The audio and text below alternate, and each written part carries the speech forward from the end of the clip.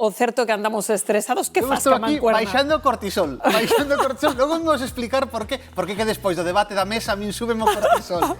Porque parece que non, pero ao final os nervios, o que se chama clásicamente os nervios, acaban afectándonos á saúde. Non só no momento, porque si é certo que un pouquiño de estrés non pasa nada, o problema é que cando ese estrés, cando eses nervios están durante todo o día presentes, acabanos afectando negativamente e moito á saúde. Pero que é o cortisol? Pois mira, o cortisol é unha hormona que se segrega cando hai momentos de estrés. É dicir, o primeiro que se segrega cando temos ese momento de estrés, de apuro, dun susto, imos por exemplo, pola autoestrada, vemos un accidente, frenamos, nese momento de susto, ou polo estrés do traballo, do que sexa, segrégase o primeiro a adrenalina, que é a primeira hormona que se segrega, para que nos esteamos respondendo a esa situación de estrés.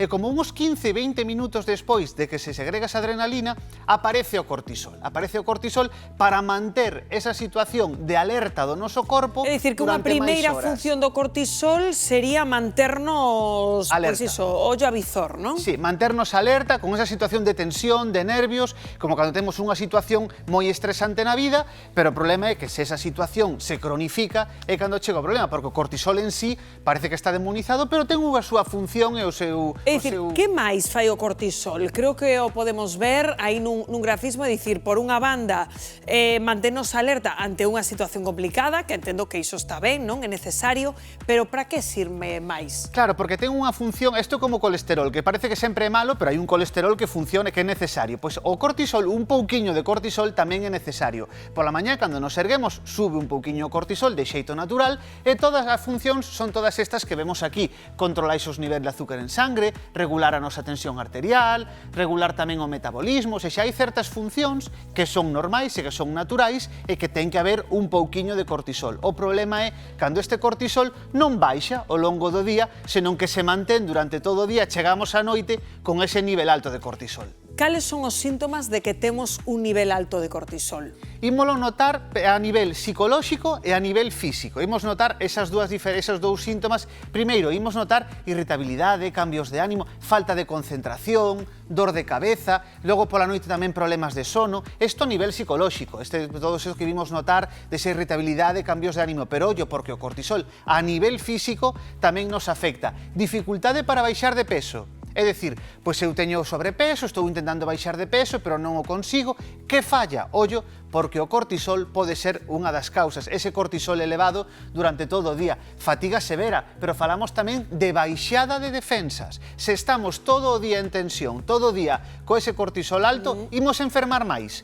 Para que se di, bueno, parece que me collo todo. Colles todo igual porque levas moito cortisol, moito elevado, e o teu sistema inmunolóxico non funciona ben. Por qué? Porque o que fai o cortisol é que esteamos preparados para responder nese momento de estrés. Estamos todo o rato aí a que salta, a que salta. E o noso sistema inmunolóxico pasa a un segundo plano. É dicir, eleva o nivel de azúcar en sangue, eleva tamén o nivel de colesterol en sangue, o colesterol elevado tamén pode ser causa do cortisol elevado. Ou seja, que ao final afectanos moito máis do que pensamos. É dicir, os riscos de ter elevado o cortisol poden ser, como nos estabas contando, non? Sobrepeso, ansiedade, é dicir...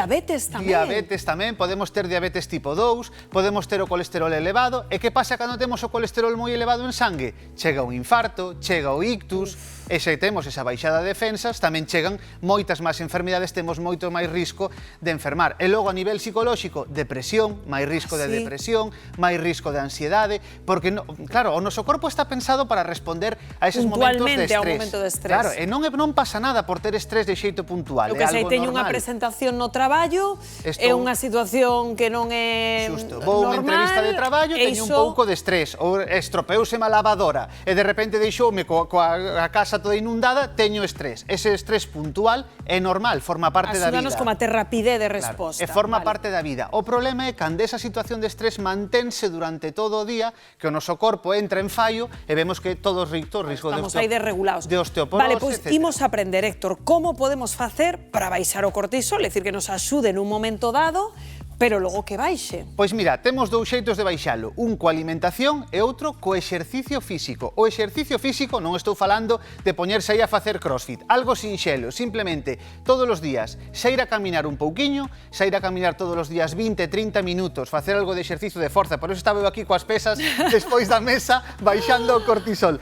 O exercicio físico é o mellor antídoto que temos contra o cortisol, é dicir, facemos exercicio, suprimimos cortisol do sangue, estamos baixando, e tamén coa alimentación, con dous elementos principalmente, a vitamina C e os ácidos omega 3.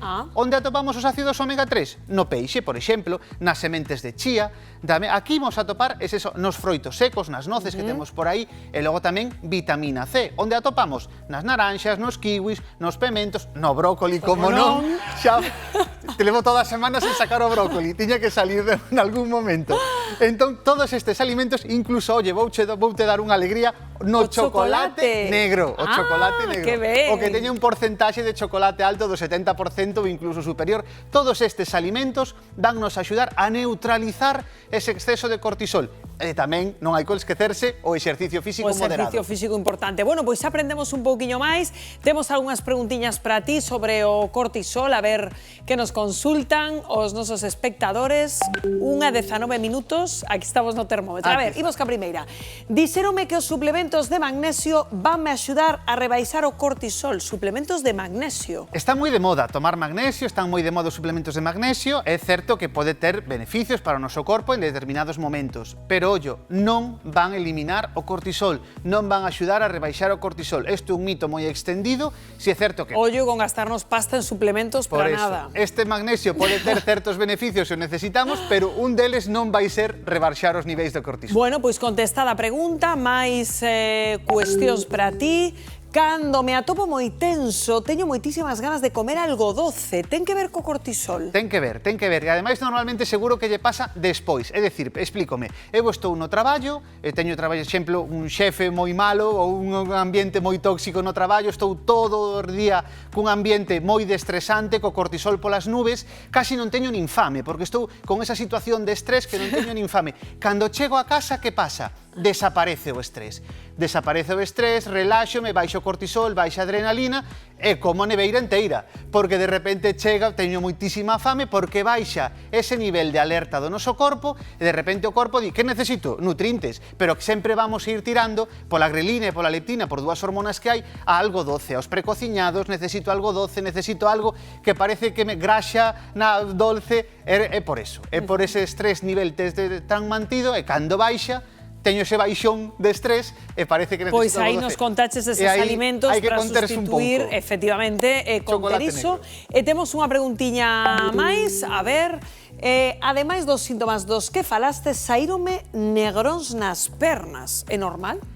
Pode ter relación, é dicir, hai unha das consecuencias non tan frecuentes, pero sí pode pasarlle a esta persoa que nos manda a pregunta, é que podemos ter máis tendencia a ter pequenos hematomas. Cando temos o cortisol elevado. Os hematomas poden ser por moitas cousas, pero un dos factores sí é certo que pode ser por culpa dese cortisol elevado. De todos os xeitos, aparecen este tipo de hematomas así, sen levar un golpe, sen nada, sen ningunha causa. O recomendable sempre é facer, por exemplo, un análisis de sangue para ver se o noso nivel de coagulación está ben, se temos algún problema de coagulación, sobre todo se tomamos anticoagulantes, pero bueno, que sí é certo que o cortisol tamén nos pode favorecer a aparición de pequenos hematomas. Bueno, pois aclarado, máis cousiñas que aprendemos do cortisol. Grazas sempre, querido Héctor.